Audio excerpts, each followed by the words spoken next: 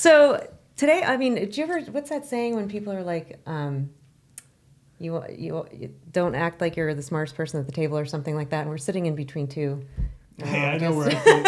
It didn't matter. I know where I sit at this table. So on our question. episode, our podcast today, we're extending what we had with Dr. Rammo already. So now it's our second segment.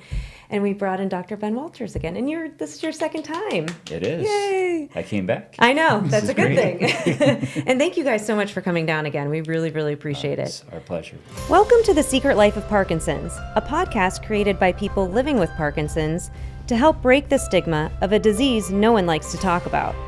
Now, here are your hosts, Jessica Krauser and Brian Baker. But we've gotten so many amazing questions, and there's so many people interested in DBS, and I think because he and I are the age that we are, and we're in this for the long haul, that we want other people to know of all the different therapies that are available to them if they so choose. So we just have some questions to kind of hit you guys up with. Mm-hmm. So I do have video of my surgery with both of you guys in there. So we'll probably show that at some point. I know Steve and I need to work on like a whole segment of it, but I definitely want to show different parts of like when I was awake, and you helped wake me up, and you were asking me to do different things. So we'll get into that. But before we get started, one of the things that one thing I really liked about going to the Cleveland Clinic and to get this all done is the testing that we had to do happened all in one day. Why do you laugh? Because I still have the story not memorized. I still know a lot of the story. I don't remember that story. The neuropsych test. Lunch ladies, the lady that worked in the cafeteria. I forget. The police took over collection up. I still 2.5 years ago. Well, that's great. So your memory is intact. No, just that story. It won't go away. But so to that point, like I remember somebody telling me, they're like, well, the neuropsych test was really good because they want to make sure that you have a healthy brain. And I was like, I never really thought of that as being healthy. But so what makes a good DBS candidate? I know you guys all talk about each candidate after all the testing, but I guess what does the testing look like? And then what makes them a good DBS candidate? So I don't know who wants to answer. I can say a little bit. It's a combination, I think, between the symptoms that you have from your Parkinson's, and everybody's so different in that regards. Mm-hmm. Your goals, what you really want to improve, what's really important to you, which interacts with your life, your lifestyle, what's going on in your life that's really important, mm-hmm. and how those two interact, and then your overall health, how healthy you are, which has to do with the risk of having surgery. I mean, generally this is a lower risk type of procedure for most people, but some people, nothing is low risk because they're not healthy. Mm-hmm. And any surgical procedure would put them at some risk. And, we're constantly focusing about minimizing the risk and giving people what they're looking for from surgery. And as far as the symptoms go, tremor is always a good one, but you don't have to have tremor. Everybody's mm-hmm. different.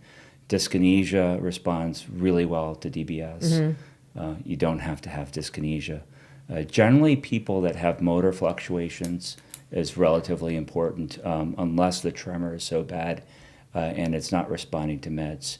And generally speaking, the symptoms should respond well to medications unless the tremor is really bad and it's stubborn. So it's a combination of those things. Walking, balance, gait, posture doesn't respond quite as well as the tremor, the slowness, and the stiffness.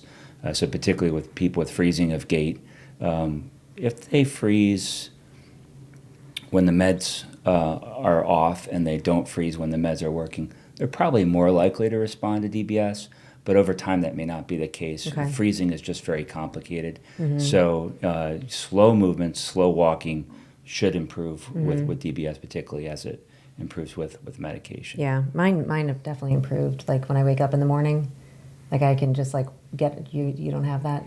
I'm slow. Because you probably still need, if you need medication, maybe. Because I still take medication in the morning. Yeah, I'm still not. And at night. I'm still not. I got on Crexont. Is that how you say it? Mm-hmm.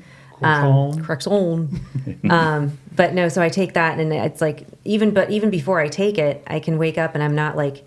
I have like wooden floor, so you can hear like my feet go like this. I'm like, God, pick up your feet, which is actually another question that I have. I just thought of.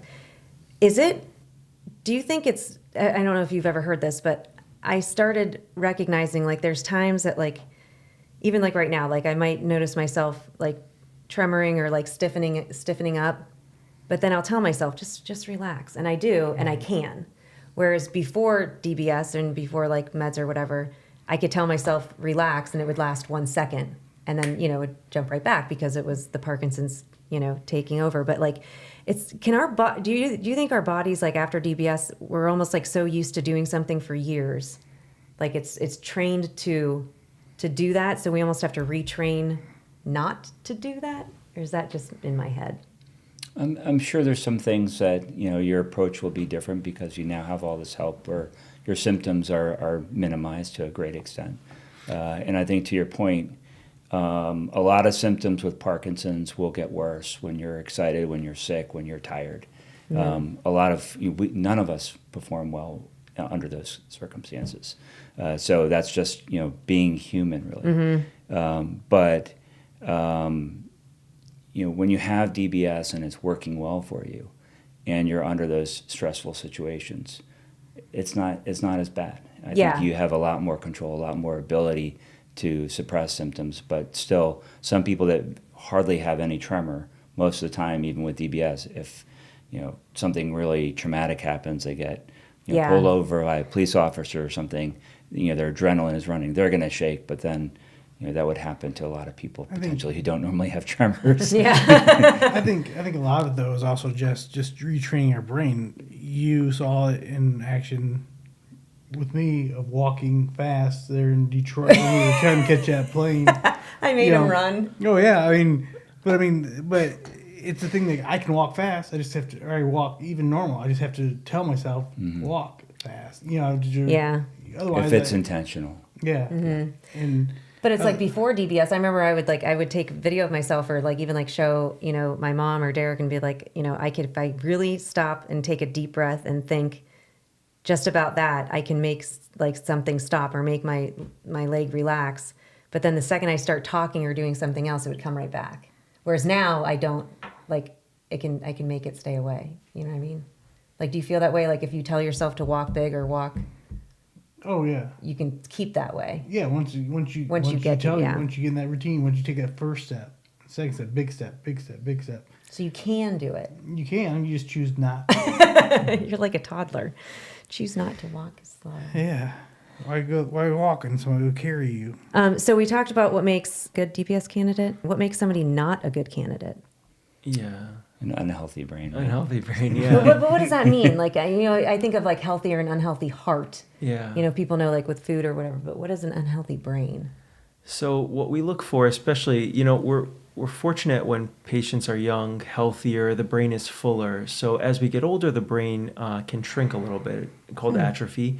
And that leaves a little bit more space between the brain and the skull. Mm-hmm. And it makes it a little bit more risky to put the electrode. You could lose cerebrospinal fluid, things can shift, or you could cause a little bit higher risk of bleeding. So making sure that someone has a safe trajectory, in terms of when we put the electrode, that's super important. Make sure that there's no vessel abnormality, like abnormal blood vessels in the path. Make sure that, just wherever we're going to put this electrode, there's no issues. Mm-hmm. The scalp is super important, and the skin and where we need to put it, because if anything gets exposed, then we have to take the hardware out, which is unfortunate, and we don't want to put someone through that. So if someone has a skin cancer, right where we do an entry, we have to take that into consideration. And there's the other stuff around the whole body. If the heart is either not able to pump enough blood, or if people have very bad sleep apnea, we have to take all these things into consideration. Blood thinners are not our friend usually, but they're important for people. I want to talk about the actual surgery. So walk us through, because again, we have it documented, and I said what I know happens, but you wheel us in, and I remember seeing the anesthesiologist, and he was like a great friend. I looked at him, I'm like, oh, I really like you, and it's like just went to sleep. But then after that, what happened? Because you were both, obviously you were in there, but you were in there as well, and what part you played. Yeah, so just starting off, some people like to have the head shave after they go to sleep, so get you to sleep. Me. Head shave, whatever's more comfortable, put the frame on, get everything situated, clean up your head, make sure everything's nice and clean, and then drape everything out, make the incision, drill a small hole, pass a microelectrode in, which is a skinny electrode. And something that's important is we don't put the DBS electrode in immediately while we're just testing, making sure our tract is good. We'll do a skinny electrode with a tip at 25 to 50 microns wide, just to be listening to your cells. Is that the sure white everything's noise good. that he heard? That's the white noise, Yes. and that's where Dr. Walter's Yeah. expertise comes in Yeah. with the neurophysiology. Yeah, that's where I'm in there, and we move that microelectrode microns at a time. It's a very fine-tuned, calibrated system. We can see the data very similar to what you've seen on with computer. the programming. Some of it's somewhat similar, but we're actually looking at single cells instead of groups of cells, which that will show. So it's each individual brain cell. You can see activity from that. We can see where the STN, in this case, starts and where it ends. And actually, there's a lot of refinement even if we're not moving the trajectory. We refine where those contacts are placed so that they are right in the right place to give you the best benefits and to minimize any side effects. So as we get that information of where it is, we can stimulate just like we do with DBS, but just to test. And we can see what your symptoms look like, what your tremor looks like. We can turn it up and look for side effects and see if you get the tingling, or if we see some twitching, then we know that we're reaching the limits of side effects. And we want to see that that's at a high intensity where the benefit is at low intensity. And again, we have a choice then where that final lead goes. It could go in a different track. Oftentimes it will go in the same track, but we fine-tune the depth of it so that those directional contacts that have a lot of flexibility are well placed so we can use them to the best extent to control your symptoms. And that's when you wake us up. Is And during you're that awake. part? You're awake for when we're listening to it and when we're testing. Yeah. Okay. Yeah, because we were talking about the tingling feeling that went up my Mm-hmm. leg, or how you asked me like how far it went every time, and I remember like you asked me to squeeze my hand. I think I had to say the months of the year backwards. Mm-hmm. So, but you were listening because I remember you saying on the video, you said that, speech is good. Mm-hmm. I think you had me stick my tongue out. Because we're stimulating, and I'm looking to see. You can see a lot of very small muscles in the tongue. So if we're stimulating and we can get those muscles to contract, that's one place where we can see it very easily, and that would affect speech if that was at lower intensity. So then you would know to change something. So we would know to change our approach a little bit, and so we do that, and then we put the DBS lead in.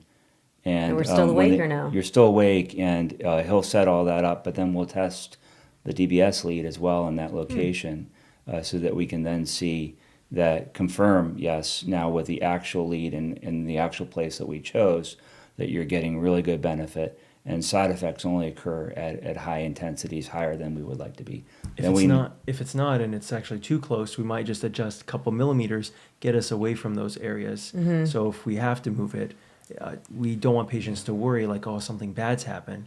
Probably be a good electrode, but we want to do the best electrode possible. And that's the best opportunity to Yeah. really refine that. This is a very easy time that we can, pick and choose. And we don't do a lot of passes doing that typically. A lot less than it used to be when I first started in this field, because the technology has just gotten better and better and better, and we have amazing surgeons to work with. And not that this would happen with you guys, but it's like, is it cause for concern and something for patients to be aware of or to ask their surgeon or their doctor? Like, is there anything bad that you can hit?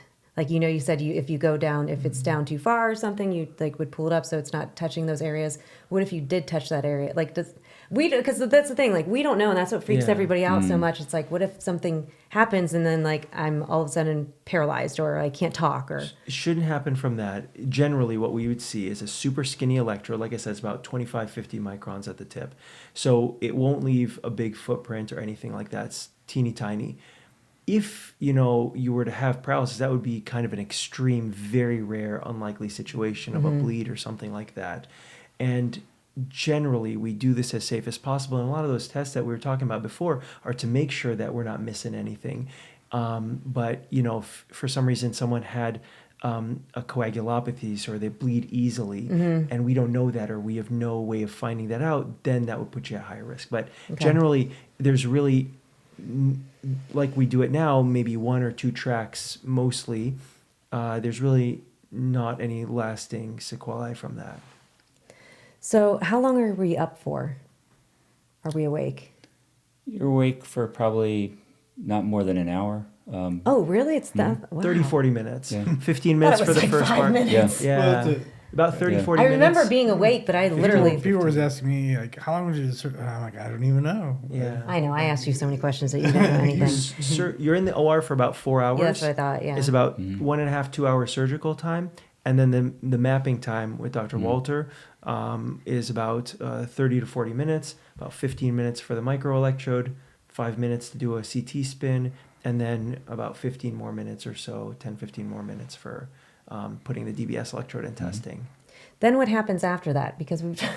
You go to sleep. And then but we finish things so up. like, because how do you, like, what did you say that when I first got back, you're like, what do you think? They put like clay? Oh, Well, that's they so put important. caps. Yeah, so that's a good point because people think there's like an exposed hole in the brain, and I'm That's so what glad you you put that. said. Yes, yeah. She's like, I go, well, can't you feel the cap? And she's like, what are you talking about? I'm like, what? What do you think? They just glued the. Or put, So like, wood each in it. company has like their system makes it so it's all kind of like put together, snap on. Yeah. So Oh, there's can a little. we see it from this? This is Brian's. You can, yeah. So on the skull X-ray, you can see that right here.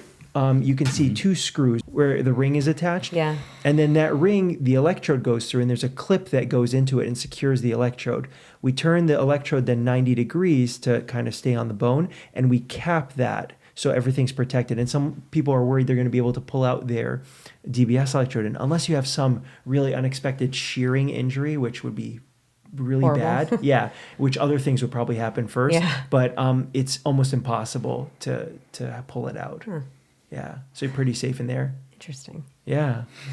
That was so Yeah, because funny. it's funny because this is like Talking. what we do. We sometimes take for granted that, oh, of course we cap it. We don't keep it exposed. I know, but when he even said that, I'm like, what do you mean cap it? I don't. Oh, yeah. It's just a little circle, like Yeah. like a manhole cover, you know? Yeah. Like a, But it's very small. Very small. The same Yeah, diameter as the hole. Yes. Which is like dime size. exactly. Oh. Yeah, we literally make the burr hole to match that, and not the other way around. Yeah. Huh. Okay. Yeah.